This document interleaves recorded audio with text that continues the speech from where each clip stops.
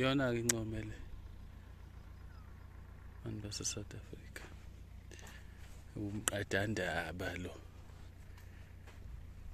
sesadlula kuma-locals la ayexoxa indaba ukuthi hayi kwana impela igazi lachitheka khona kulo mfula, amabhunu ayengapha, thina siqhamuka ngapha sibambene khona lana-ke.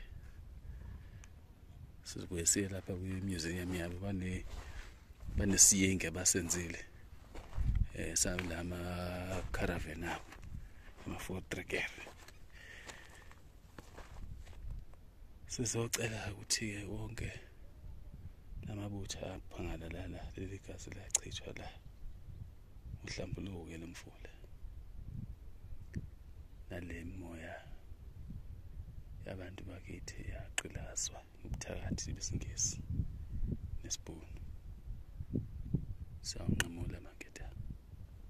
Bona manje lona insizwe singaka wayezamela nkosi yami ushakazi, walokhu bemshintshile njalo, kusasa uzobe nje, kusasa uzobe nje.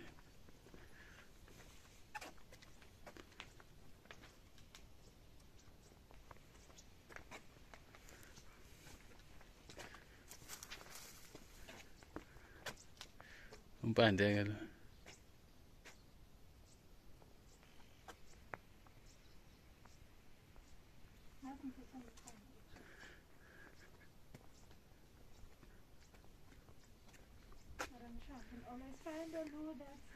uSaturday waye lo.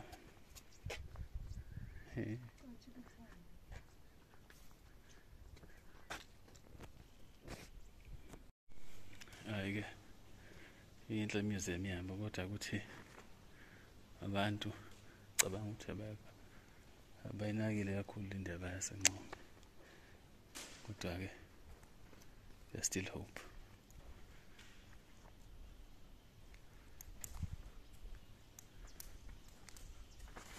Oh yeah, ukuthi kuseyokureconsola kanjani ngokukhandwa kwama-bridge, but-ke basho njalo-ke Reconciliation Bridge. South Africa's first non-racial, non-sexist, non-democratic government was tasked with the responsibility of promoting reconciliation, nation building and social cohesion. Yona objective yahulumeni-ke wase-South Africa. Okunye nokunye, akhulumi nge-economy, akhulumi ngokubuyiswa komhlaba, ama-social cohesion nje kuphela, nokubuyisana ney'gebengu lezi ezasesibulala la. Azisikhohlisa ngama-Reconciliation Bridge.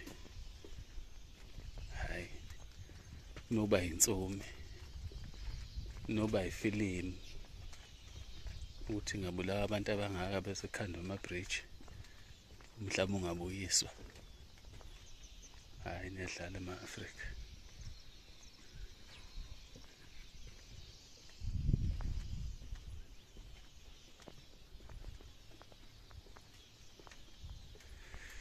Idle udaka-ke iNcome nayibona lezimvula ekade zinetha la. Awela lana-ke awelela ngaphesheya kunesiyenge-ke sey'nqola zamabhunu. Leli site leli-ke kade ngikhuluma ngayo-ke ukuthi lama-4-trekker, obrabeni labani bakhonzileyo.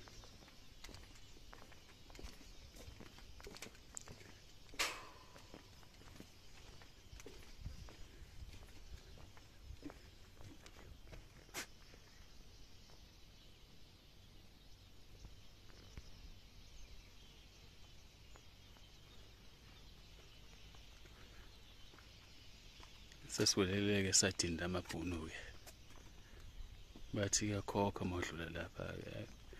Ake ngifake yami imali lapha, kulungile abahlale kanjalo.